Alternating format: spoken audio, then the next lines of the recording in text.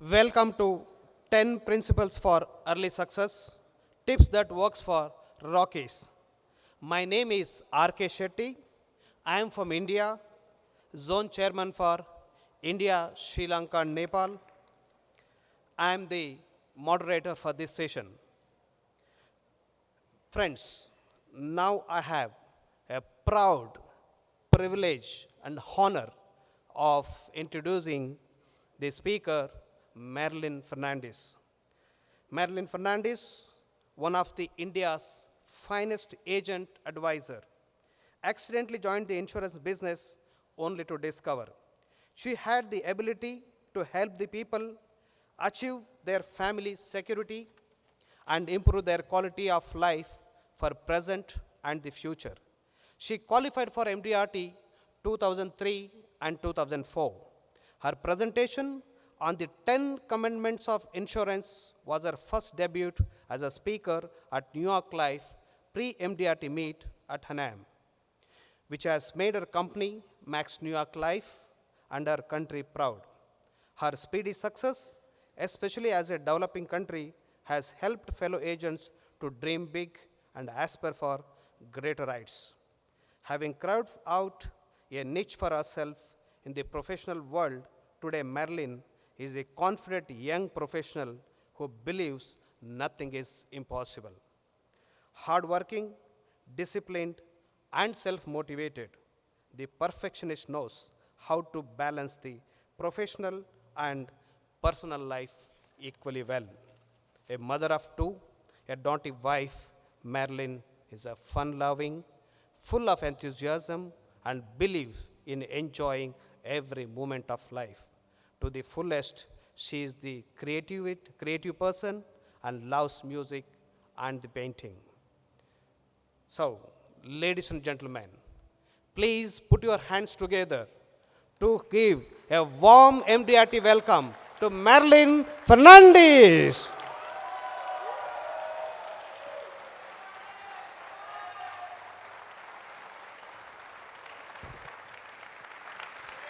Thank you, Mr. Shetty. Thank you, Mr. Shetty, for that kind introduction. And thank you, ladies and gentlemen, for this warm MDRT welcome. So welcome to the 10 Principles for Early Success, Tips that Work for Rookies. Good afternoon, ladies and gentlemen. It gives me immense pleasure to stand tall out here and address the stalwarts of this industry. Congratulations for being here. Felicidades, my friends from Mexico. Where are you? Okay. Thank you. I'm grateful to MDRT for having given me this opportunity of addressing this focus session at such an early stage in my career. Today, I bring you the peace, the culture, the tradition, and the love from my country, India, in the form of this little gesture called the Namaste. The Namaste means everything from good morning, good evening, to hello, how are you, or even farewell. So while I offer this gesture of peace to each one of you, I invite you to share it with the person on your right and on your left. And please smile while you do it. Namaste. Thank you very much. While I stand in front of the most successful people of this industry, I'd like to talk to you about my pillars of strength. Behind the scenes are my two wonderful sons, Johan and Jonathan, aged 8 and 6. I'm blessed with a very supportive husband, Kevin. He works with a petroleum company in India. I was born in a family with modest financial means, which meant if I needed something, I had to work for it. This taught me to be independent and to be self-reliant. My parents have instilled in me the importance of hard work, self-discipline, and I owe my success to them. Today, I'm going to share with you how I've become an MDRT in the first 2 years of my career and what has helped me to maintain this MDRT membership. They say success is a relative term, but I feel the more the success, the more the relatives. And the more the relatives, I'm sure, higher the insurance premiums. Do you agree with me? Okay. Someone once told me the definition of a successful man and a successful woman. A successful man is one who can earn more money than his wife can spend. And a successful woman is the one who can find such a man. So I found Kevin before I knew this definition. While I stand in front of the most successful people out here, it would be highly presumptuous for me to discuss the attributes of a professional agent. Instead, I'd like to just focus on a few qualities that will help any agent maintain success. Perseverance. Perseverance is the ability to survive in the face of rejections. So make rejections a way of life. Accept it gracefully. In the words of Zig Ziglar, we often confuse a refusal with a rejection. A rejection is simply a refusal to buy now. It is a permission to go back and learn. Perseverance also means you need to persist, you need to work hard without compromising on your work ethics. In this business, we do come across a lot of temptations. So success is as important as the path taken to be successful, right? At the start of my career, when all I faced was rejections, I thought of quitting. I decided this business is not meant for me until I heard that magic word, yes, only after going through 15, 20 no's. That's when I decided that I need to count the number of no's instead of the number of appointments. I started accepting that this is a business of no's and postponements, and only then I matured in this business. During my tenure as an insurance agent, even I went into different volatilities of business. Sometimes I was at the pinnacle of success, sometimes I was deep down there. And when my business was not happening, I started picking up checks which were so small that at times my agent friends would laugh at me and say, Merlyn, how come you started picking up checks equal to rider amounts? Well, that still gave me the satisfaction of protecting someone else's family. No matter how small that amount was, it just got me closer to my goal. So very often, we keep waiting for the big checks to happen and lose out on the small opportunities that are right there in front of us. Success comes with a price. So you have to strike a balance between your family and your profession. I'm sure none of you would like to be successful at the cost of not being with your family, especially your children who need more of your time than your money. I often remember the following story. Imagine life is a game in which you're juggling between 5 balls. Let's call these 5 balls work, family, friends, health, and spirit. The first ball, work, is made of rubber, and the other 4 balls are made of glass. If you ever drop this ball of work, it will only bounce back to you. But if you ever drop the other 4 balls, which are made of glass, they'll be damaged and shattered for life. They'll never be the same again. So your children grow up only once. You never get a second chance to raise them. Jack and Edna just got married. And Edna kept a little shoe box into the closet. And she told Jack, don't you ever touch this box. After 50 years of marriage, Edna was old and dying. And Jack decided to let's clean the closet and keep things in order. So he found this little shoe box and opened it. When he opened it, he found 2 beautiful doilies in it and about $150,000. Wow, that's a lot of money. So he took that box to Edna and asked her about it. So she said, on the day we got married, my mother told me, if I was ever frustrated with you, if I ever got mad at you, I should make this doily. Jack was so happy that in their 50 years of marriage, Edna had made only 2 doilies. Then he asked her about the $150,000. She said, that's the money I earned from selling all those doilies all these years. So I hope you don't allow your spouse to get mad at you and get more richer than you. Well, you have to prioritize your time. You have to know when you do your best. Identify which part of the day is more productive for you and work accordingly. Some people love to work during the day. Some people work in the evening. Some people work under pressure like me. Some people work when they're relaxed, so they tell the sales managers, don't haunt me, I know my work. Well, I work as an insurance advisor from 9:30 in the morning to around 6 in the evening. But my day starts at 5 o'clock in the morning when I'm a dedicated homemaker. So this profession has allowed me to wear different hats for different needs. And definitely you need to take a break on at least one day of the week, especially the day when your family is at home. You need to recharge and energize your batteries. Impeccable preparation. This includes punctuality, power dressing, preparing your own self-esteem when you're walking into the client's office. You have to make sure that your first impression is the right impression, not the last impression, but a lasting one. I'm sure all of you greet your client with a warm smile, a firm handshake, and maintain eye contact. Very often you meet clients who are looking the other way when you're talking to them. Yeah, go on, I'm listening to you. So make sure that you are maintaining eye contact with the client. I believe in the philosophy of you are what you think, which means your thinking is going to determine how you talk on the phone. You have to believe that you are the person who could meet your client and make a difference to him. You're the best person your prospect could meet today. That's going to determine your entire body language and how you speak to the client. When it comes to your presentation material, make sure it is distinctive. Most direct mail which is sent by financial advisors may sometimes not get a second look, right? So you need to highlight the important things that should get your client's immediate attention. Every call, every letter that you send to the client should incorporate a call to action. I normally package my presentation into something with a colored clip so that my client doesn't turn around and tell me, Merlyn, I don't know where your papers are. I don't know what they look like. So I tell him, look, it's something with a colored clip, which you can identify easily, right? When it comes to dressing, you need to take a keen interest in investing in a good wardrobe for yourself. Initially, when I started off, I was very hesitant because I needed the income for my family.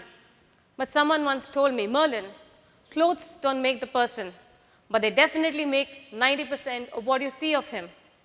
And unless a person looks the part, people just won't believe what you say is important. And of course, when you're well-dressed, you have a better mental attitude. People love to look at you. They'd like to deal with you.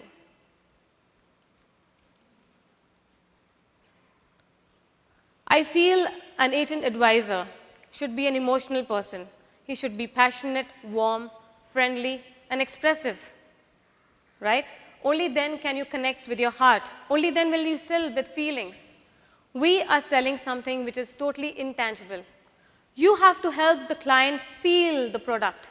How else is he going to believe you? Most people can discern between an agent who's out there to make a difference and an agent who earns a commission. It's rightly said that clients don't care how much you know until and unless you show them how much you care.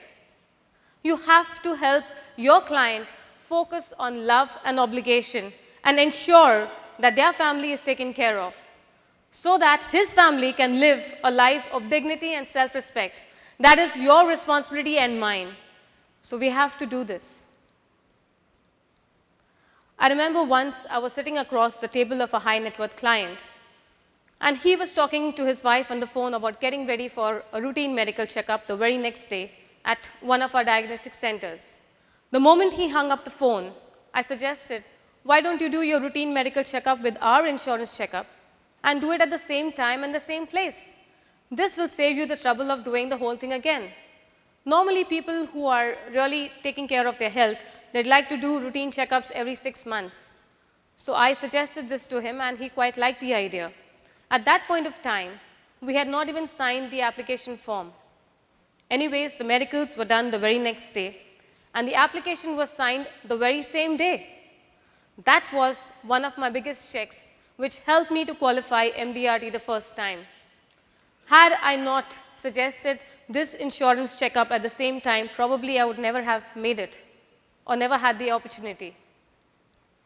To give you another example, once I had got an appointment after probably 6 months of persuasion with a client, and he said, Merlyn, I'm going to give you just 10 minutes, nothing more than that. I'm a very busy person. So I was very happy, at least I'm getting 10 minutes with the client. I went with a senior colleague of mine and took all my proposals and my ammunition and got ready for it. The moment we landed at the client's office, as a matter of courtesy, he wanted to offer us a cup of tea or coffee. And very politely, we declined it because he said he's so busy. How can we have tea and coffee when he has papers all over his desk? The moment we started talking to the client, he received a phone call. And guess what happened? Yeah, he just kept the phone and he said, Merlyn, I'm so sorry. Can we do this another time? Can we meet another time? I have to meet my client and I have to have a cup of coffee with him. I thought to myself, if I just had that cup of coffee, probably I would be walking out of this client's office with a check. From that day onwards, I decided I am going to have a cup of coffee and tea at every client's office, no matter how many times I've had it in a day, because that's going to help me to get some more time with that prospect. Whenever you're sitting with the client, you need to write down everything that he says. Take notes. Observe the kind of stationery he uses, the kind of clothes he's wearing, the brand of his watch, the photographs on his desk. All of this will tell you how close he is to his family, what's his lifestyle. Very often, a client's lifestyle is totally different from what he's discussing with a taxman, right? So if you maintain all these qualities, I'm sure you're going to have permanent success at home as well as at work. Inspect what you expect. When you develop clarity about the future, your present becomes much more productive. And I'm sure all of you would be writing down your goals. But make sure 31st of December doesn't become the common date for all your goals. So mark those dates on the calendar and strike the day when it's over. That will tell you what your shortfall is. At the beginning of every month, I make 4 quadrants. And I write down the name of my prospect and I write down the potential of that prospect against it. This helps me to focus and prioritize on those calls. To help myself qualify as a centurion every year by writing 100 lives, I start the year by the number 100, 99, 98, and so on. So the moment I write one application, I write the name of that client against it. This motivates me to complete that list as fast as possible. It has helped me to qualify as a centurion for 3 consecutive years in my career. And definitely you need to visualize your goal. It's surprising how many people would love to work for incentives rather than income for their family. People are more motivated with what they get in return as a free gift from their organization. I often dreamed of gifting my husband a car on his birthday. And fortunately for me in that year, my company announced a very lucrative scheme where I could achieve a car and win a car for my family. My children cut out pictures of the car of their choice, and we hung it all over the house. So this became a family goal.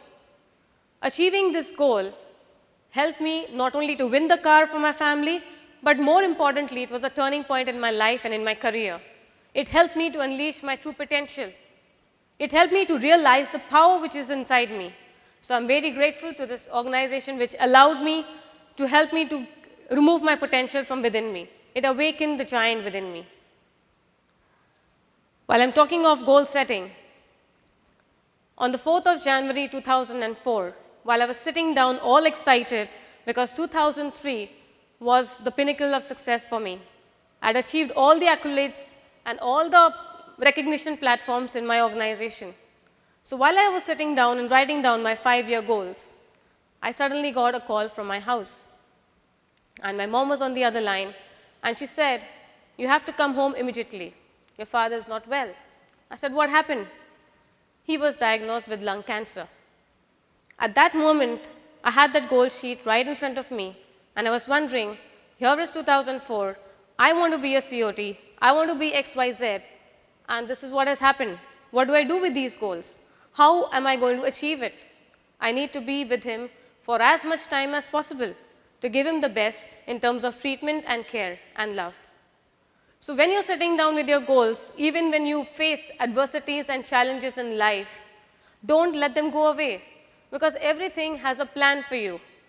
Even though I was able to work only for 4 to 6 months in 2004, I was still able to be with my dad, I was still able to qualify for MDRT and still prepare for this focus session this year. So my advice to you is, don't let go of your dreams. You will always have challenges coming in. Thank you. You have to communicate with others what you'd like to achieve, because you are less likely to fail if you've told people that you will succeed. You are going to grow in this business when you tell and voice out your dreams and your goals. Opportunity lurks everywhere. There isn't a shortage of opportunity if you're willing to look where others haven't. The trick to succeed in our business, I'm sure all of you know. You have to be the first one to find all of them and the first one to get in to see all of them. How many times have we visited clients who says, another agent from your company has already seen me. I'm sorry, I have to give the business to him. So you are going to run into people this way. Well, you can find databases and sources from, let's say, magazines, newspaper articles, the top 25 companies. Send a letter congratulating the new CEO, the managing director, and introduce yourself. There isn't a shortage of opportunities. I believe 3 out of every 4 people in the world make 75% of the world's population, and you are one of them. And I'm very glad to be in India because I'm not going to be running short of databases or prospects. It's the second largest populated country. So you have an invitation to come to India and change your licenses. You'll become MDRT. Okay, when I ran short of databases, I started innovating. So I conducted a small drawing contest in a school on dreaming big. A copy of that same drawing was sent to the parents. And guess what? The parents started calling us in to understand how we could play a role in helping their children materialize their goals. So be innovative and you will succeed. How do you know that you're getting through your prospect? It's by how engaged he is in your conversation. Very often, people don't like to talk about insurance because it has a negative connotation. It is our responsibility to help the client identify his financial goals. Very often, people don't know what they need in life. What are they looking for? So you have to bridge the gap between where the person is today and where he'd like to be tomorrow. Once I met a prospect of mine who was an ex-colleague, and he kept insisting that he has a very good life insurance agent. He was adequately insured. So I just gave up on him. I did not start calling him often. After a few months, I got a call from my friend who said, Mr. Ravi Kumar just passed away. He was age 41, and he died of a heart attack when he was working out at the gym. The first thing people asked his wife was, what was the insurance cover that he had? He just had nothing more than $25,000. His wife, at the age of 39, had to start looking out for a job of her choice to take care of their 2 little children. I felt responsible because I did not pursue this person since he said he already has an insurance agent and he is adequately covered. Don't you think it is our responsibility to do the need analysis every time we meet the client? Why don't we encourage other agents to do the same? Right? So it is our responsibility to ensure that the family is totally covered. In my need analysis, I often identified certain people who also would relook at their wills. Because in India, sometimes you have the parent leaving a lot of property to the son. So I suggest, why don't you have an insurance policy which will equalize inheritance for the daughter as well? Well, there was this gentleman who couldn't hear very well. He was hard of hearing. So he went to the doctor to get his hearing fixed. And the young doctor gave him a very good pair of hearing aids, which helped the man to listen perfectly well. After a month, the old man again visited the doctor, and the doctor said, your hearing is perfect. I'm sure your family must be very happy. He said, I haven't told them yet. I just sit down and listen to their conversation. And in the last 1 month, I have changed my will 3 times. Okay, I don't give hearing aids to my clients. I help them with visual aids. So here are some visual aids which will help you to connect with your client. I normally use the liability curve when I'm sitting with a spouse and the client. The first part of your liability or your life cycle helps you to understand your parents must have probably made some investment plans for your education. The second part of your life cycle talks about a defense planning strategy. Now that you are a young man, why don't you have more of insurance and less of investments? The last part of your life cycle requires a lot of living benefits and a legacy to be left behind. The 3-legged stool. I normally use this strategy when people are talking about saving tax. The 3 legs are savings, tax, and security. I doubt there is any financial instrument in the world which can give you all the three. The you and the yours formula. Sometimes you meet people who are probably large in numbers, maybe 5 or 10 people. So I asked the group a question. What do you think life insurance means to you? What do you think it can do for you? So they list down their goals, and that helps me to understand